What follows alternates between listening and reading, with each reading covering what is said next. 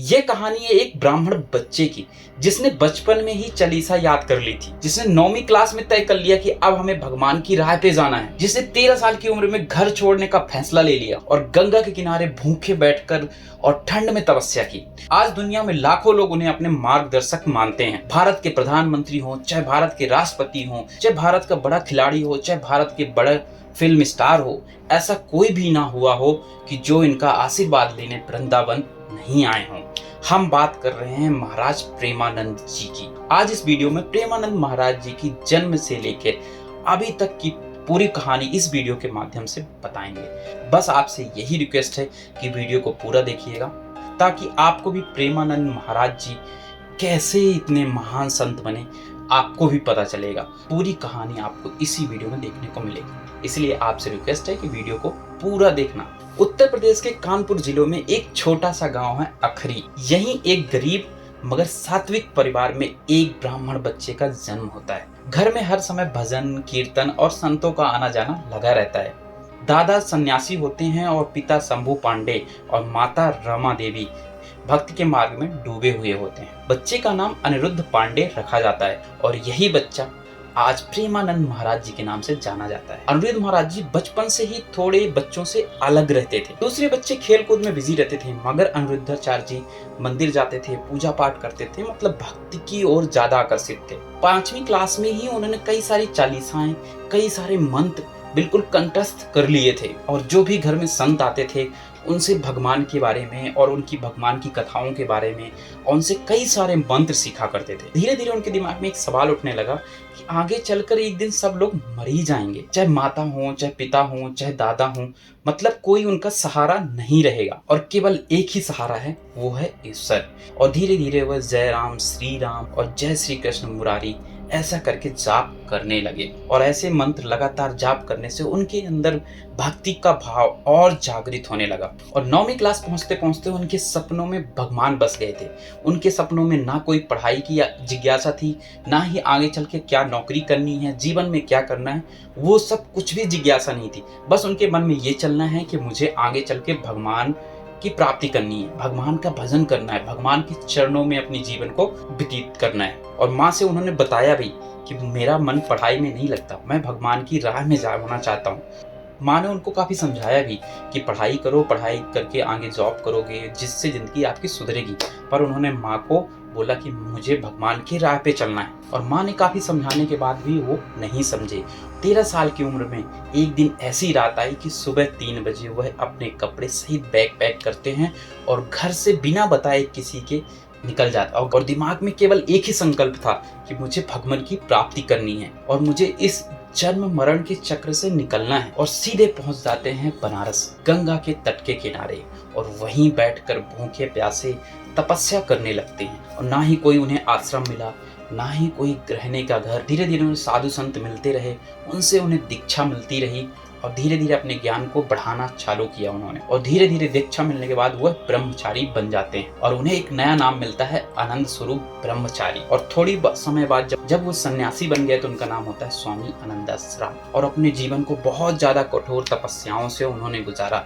दिन में 3-3 बार गंगा स्नान करना, धूप प्यास गर्मी सब कुछ झेलकर गंगा के किनारे बैठकर तपस्या करना। उन्होंने अपने जीवन को इतना कठोर और इतनी तरीके से ढाला तो उनका मन भगवान के अलावा कहीं भी नहीं टिकता। कभी खाना मिलता और कभी खाना नहीं भी मिलता, कभी भूखे पेट सोना पड़ता, कभी माता का गंगा जल पीकर ही रात गुजारनी पड़ती, दिन गुजारना पड़ता। मगर उन्होंने हार नहीं मानी कि ईश्वर हमें मिलेंगे तो इसी मार्ग पर मिलेंगे। उन्हें पता था कि इसी तपस्या के कारण एक दिन भगवान की प्राप्ति होगी, इसीलिए वो डटे रहे। कितनी भी कठोर तपस्या हुई, कितने भी कठोर परिश्रम हुए, मगर वो अपने पद से हिले ही नहीं। तभी उन्हें एक संत पंडित स्वामी श्री शर्मा जी मिलते हैं। तब संत उन्हें प्रेरित करते हैं कि आप रासलीला देख लें, हमारे साथ चलो। तो प्रेमानंद महाराज जी पहले मना करते हैं, मगर बार बार संत के बोलने के कारण वो चले जाते हैं। और वहां जाने के बाद उन्हें पता चलता है, जब वो राधा रानी की रासलीला देखते हैं तो वो भजन में बिल्कुल मन मुग्ध हो जाते हैं। तो उन्हें ये पता चल जाता है कि मेरा जन्म क्यों हुआ। उन्हें ये कंफर्म हो जाता है कि मुझे अब किसकी भक्ति करनी है, किधर जाना है। उनको एक रास्ता मिल जाता है और अगले दिन संकल्प कर लेते हैं कि मैं सिर्फ राधा रानी का जाप करूंगा। और थोड़े समय बाद वो राधा वल्लभ गोस्वामी जी से मंत्र लेते हैं, शरणागति लेते हैं और राधा वल्लभ संप्रदाय की दीक्षा भी लेते हैं। अब वो सन्यासी नहीं, अब राधा रानी के वो सेवक बन गए थे। उसके बाद वो वृंदावन चले जाते हैं। वहाँ उन्हें हित गौरगी शरण महाराज जी मिलते हैं, जिन्हें बड़े महाराज जी कहते हैं, और उनसे वो दीक्षा लेते हैं, उनसे वो जीवन का गुरु मंत्र लेते हैं। पहली मुलाकात में यह महसूस हो जाता है कि जीवन के जो सच्चे गुरु हैं उनके वो यही हैं। बड़े गुरु महाराज से रोजाना दीक्षा लेते थे, उनसे ज्ञान अर्जित करते थे और धीरे धीरे राधा रानी के जाप में डूबने लगे। दीक्षा के बाद प्रेमानंद महाराज जी अध्ययन करना शुरू कर देते हैं और कई बार ऐसा होता है कि उन्हें खाने के लिए कम दिया जाता था, मगर अध्ययन करने का समय बढ़ा दिया जाता था। ऐसे कर करके वह अपने अध्ययन और आत्मविश्वास को बढ़ाते जा रहे थे। गंगा नदी के घाटों में काफी ज्यादा तपस्या करने के बाद उनका मन, उनका हृदय और उनका शरीर आत्मबल इतना विश्वास से भर गया था कि वह किसी भी तरह की समस्याएं, किसी भी तरह कठोर परिश्रम को करने के लिए तैयार थे और हर चीज करते गए और वह अपने मन को इतना सात्विक बना लिया, इतना अच्छा बना लिया, जो आज निखर कर सभी के लिए प्रेरक और बेहतर मार्गदर्शन कर रहे हैं। वृंदावन पहुंचने के बाद उनकी डेली की दिनचर्या यही थी कि सुबह उठना और सभी मंदिरों के दर्शन करना। मथुरा में ऐसा कोई भी मंदिर नहीं बचा होगा जहां प्रेमानंद महाराज जी जाकर दर्शन नहीं किए हो, वहां जाके भजन नहीं किए हो, वहां जाके माँ की आराधना नहीं की हो। और यही करते करते राधा रानी में वो डूब चुके थे। अब इसी बीच प्रेमानंद महाराज जी की दोनों किडनी फेल हो जाती हैं। फिर भी उनके ऊपर राधा रानी की इतनी कृपा है, किडनी फेल होने के बाद भी उनके शरीर में, उनके चेहरे में इतना तेज है कि ऐसा लगता है कि हाँ, भगवान की कृपा इन्हीं के ऊपर बरस रही है। यह सब उन्होंने अपने परिश्रम, अपनी कठोर तपस्या से हासिल किया है और ये सभी लोग कर सकते हैं, ये आप सभी लोग कर सकते हो।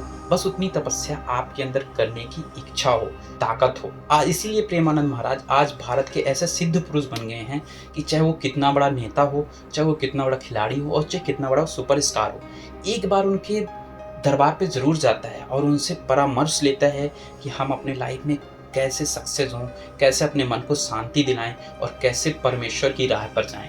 प्रेमानंद महाराज उनको सही तरह से समझा पा रहे हैं, सही तरह से मार्गदर्शन कर पा रहे हैं। तो आज उनकी कहीं ना कहीं ये तपस्या और कहीं ना कहीं आज उनका ये दृढ़ संकल्प बताता है कि प्रेमानंद महाराज जी ने कितनी तपस्या की और कितनी मेहनत की। कठोर तपस्या करने के बाद प्रेमानंद महाराज जी यहाँ पहुँचे। अब इस वीडियो में आप प्रेमानंद महाराज से कितना प्यार करते हो, कमेंट करके, लाइक करके ज़रूर बताना।